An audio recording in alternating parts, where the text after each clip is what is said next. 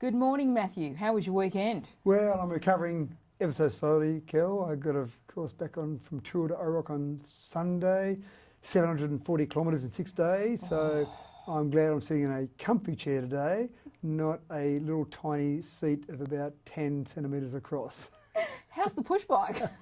The push bike's okay, but the seat on the push bike's okay. It's just maybe where I sat on the seat that part of my body is not in perfect condition. But great effort.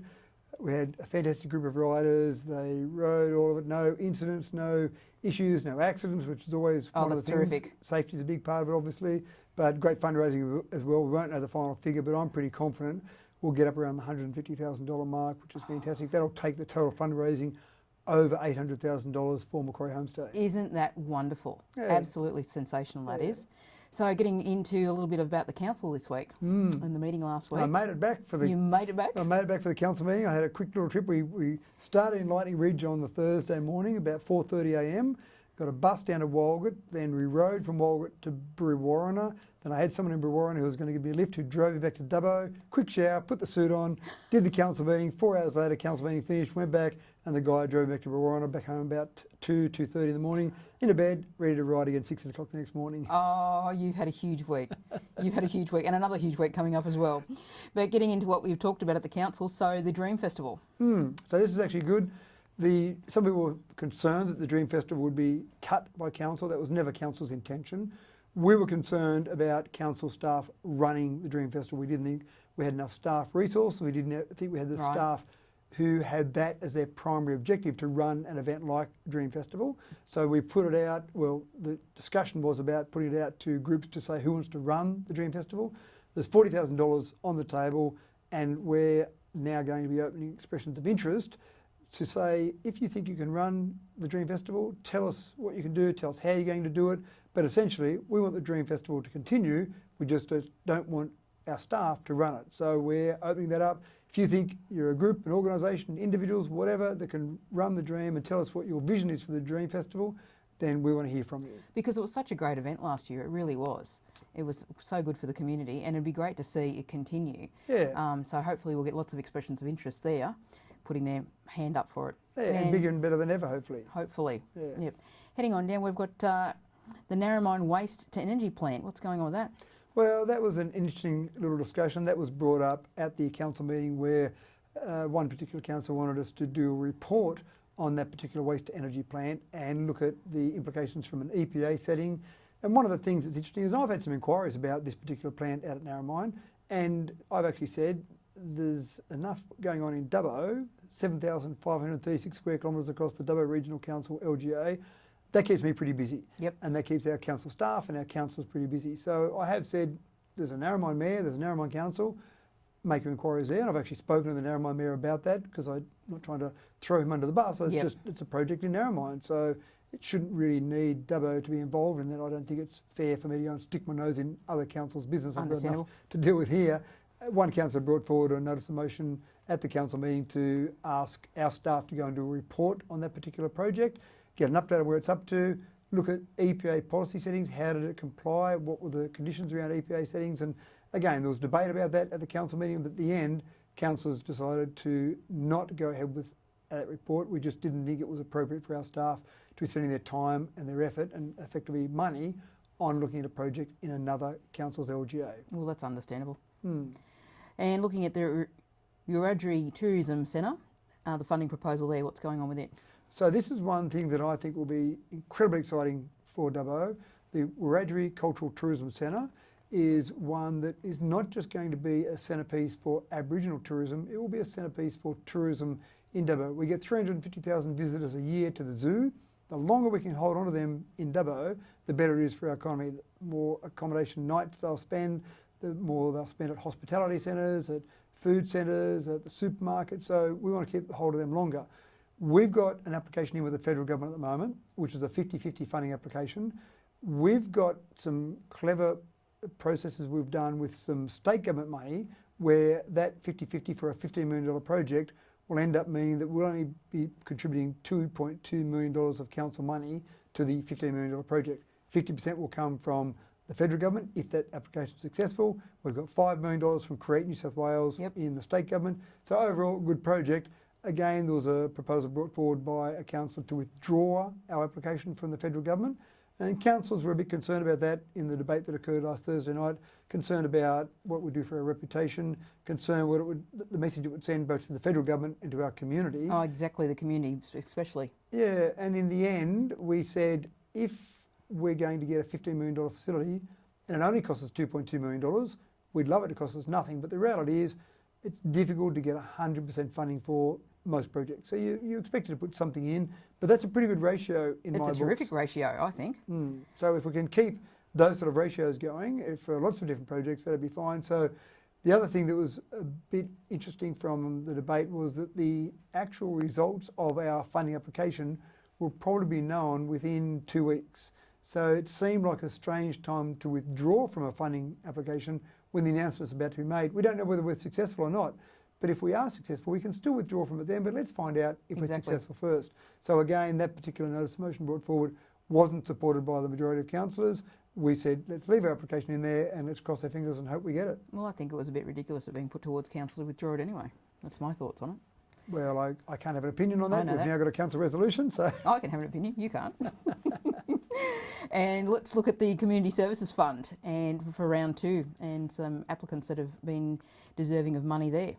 So $23,000, just shy of $23,000. I think it was about $22,867 approximately off the top of my head. Yes, that's right. Was given out across 5 different organisations there. And again, this is this process that we have where applications can come from community-based organisations that are doing something in our community and give money out to those organisations that will do some great things in our community. The message I'd give here to the community is a couple of things.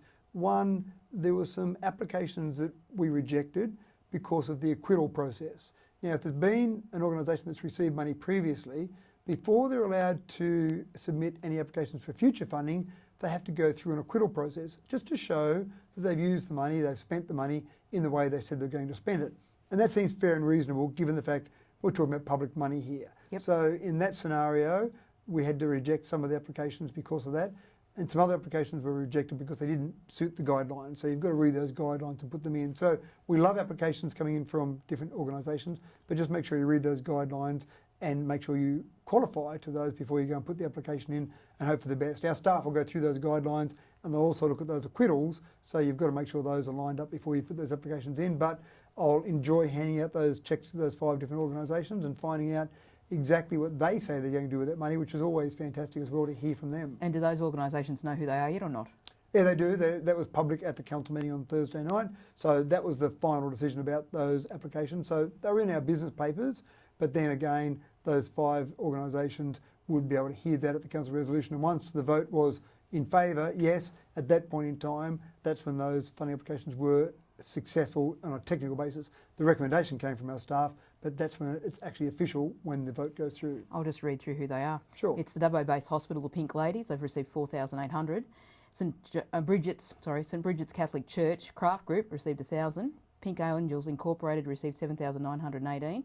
Songwriters and Original Musicians Association of Dubbo Incorporated, they've received $1,649. And the Wellington Family and Domestic Violence Collective have received $7,500. So a good variety of different organisations there as well. It is. It's a very good broad spectrum across the line. Yeah, and that's always good when we see lots of those applications coming from different areas of the community. And looking at the waste facilities to go cashless by the 1st of July. Tell us about that.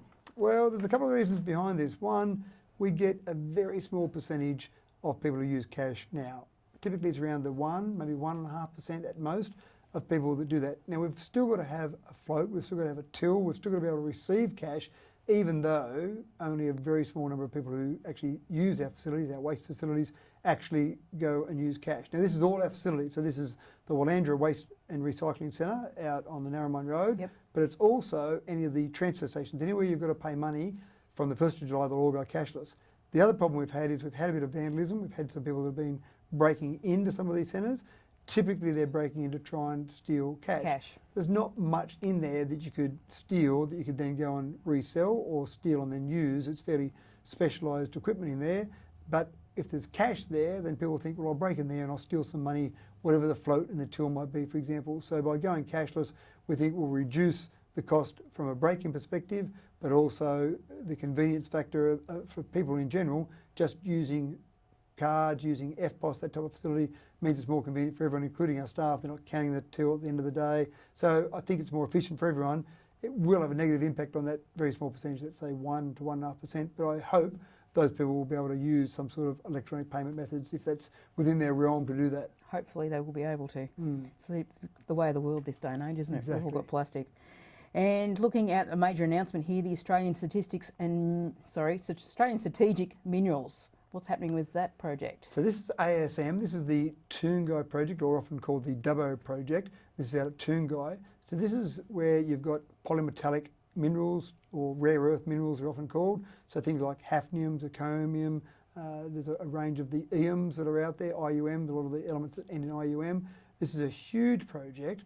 Now this can be fantastic for Dubbo. It's a mine.